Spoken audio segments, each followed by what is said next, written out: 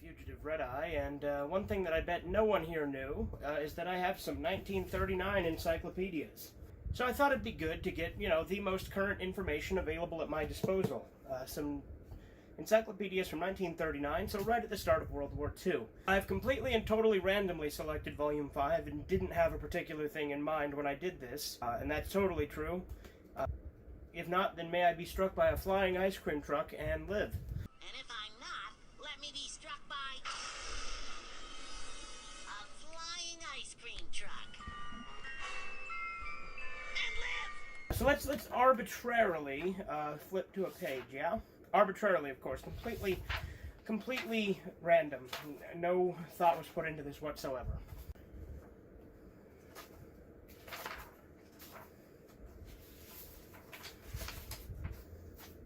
So, page 276. Let's randomly select an entry on this page. Oh, how about this one?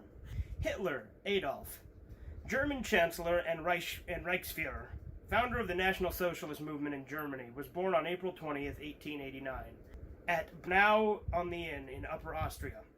His parents descended from cottagers. His father was a minor customs officer. His father and mother died during his teens, and the boy, who had a scant education at a secondary school in Linz, had been an apprentice to a decorator, moved to Vienna, where he unsuccessfully applied for admission to the Academy's art school. During the 4 years of stay in Vienna, he came under the influence of the pan-Germanic and strongly anti-Habsburg views of Schoner and the anti-Semitism of the Viennese Christian Social Party, led by Luger. His admiration for the romantic and nationalistic music of Richard Wagner and for Houston Stewart Chamberlain's foundations of the 19th century, with their Aryan racial theory, played an important part in his intellectual education. In 1913, he moved to Munich. At the outbreak of the World War, Hitler joined the German army and served as an orderly with regimental stuff. He became a lance corporal and won the Iron Cross. At the time of the armistice, he was lying in a hospital in Pacewalk, blinded by mustard gas. After the war, he returned to Munich and joined a newly founded German Workers' Party. His great gifts as a popular orator and as an organizer soon gave him leadership of a small group. His propaganda, based upon the fierce nationalism and anti-Semitism and a vague anti-capitalism, converted the original group into the National Socialist German Workers' Party, which grew in numbers and influence. Acquired a party organ, the Völkische Beobachter, organized his followers into stormtroops with a brown shirt and gray cap as the uniform. The swastika is their emblem and the fascist salute. In his speeches, he attacked with the greatest vehemence the Treaty of Versailles and France, socialism and democracy, liberalism and tolerance, the paramilitary system, and the Jews. The new party was originally supported by the Bavarian government and the Reichswehr. In 1923, this support became dubious, and Hitler, in cooperation with General Ludendorff, started on November 8, 1923, his unsuccessful uprising, Putsch, which ended the next day in an encounter with the police, at which 14 of Hitler's followers were killed. The People's Court sentenced him to imprisonment for 6 months in the fortress of Landsberg. There he wrote his famous book, Mein Kampf, which, in the form of an autobiography, relates the foundation of his party and discusses the principles of the movement. Following his release from prison, Hitler witnessed a partial eclipse of his party.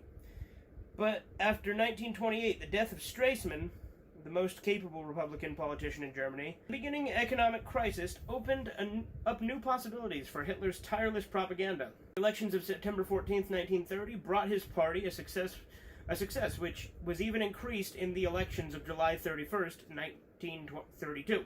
In the presidential elections of April 1932, Hitler was defeated by Hindenburg, and the Reichstag elections of November 6, 1932 marked a definite setback in the rise of the party. The intrigues and confusion of German politics during the following months, however, made Hitler, on January 30th, 1933, chancellor of a coalition government of his party and the Conservative Nationalists. During 1933, Hitler succeeded in centralizing all the power in his own hands and identifying the German state as a totalitarian state with the National Socialist Party. On June 30th, 1934, he purged the party of its radical and vaguely socialistic elements.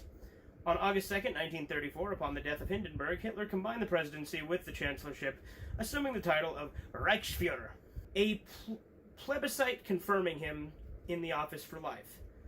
On March 16th, 1935, his decree of military conscription startled Europe. Then followed in March 1936, the remilitarization of the Rhineland. On March 14th, 1938, Hitler realized his greatest ambition when he proclaimed Vienna in the Union of Austria, his native land, with Germany.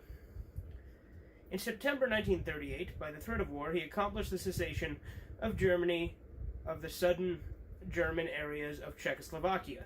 See Austria, History of Czechoslovakia, HKO. So yeah, of course, that is a completely random and arbitrary article I completely randomly decided to pick in this World War II era encyclopedia, and totally wasn't motivated by the fact that I'd be interested to see what they had on the man before he committed the Holocaust. So, yeah. With all seriousness, though, it is really interesting to see just how outdated this information is, and to see that they still refer to Hitler as the current Chancellor of Germany, and it still doesn't show him in a particularly kind light, which is good, obviously, given the context of who Hitler was. But obviously it doesn't have all the information because the Holocaust hadn't really started yet, or if it had, it wasn't known to the U.S. when they made this. This was before the U.S. even entered the war. This was 1939, like, right at the beginning of it. I am a little bit disappointed, however, that they didn't mention the fact that while he was in Vienna, he was approached by Akira Fudo and Ryo Asuka, who killed this demon disguised as a guy named Harnish, who actually killed Hitler's girlfriend, which actually caused him to hate the Jews in the first place. I'm really disappointed they decided to leave out that crucial information.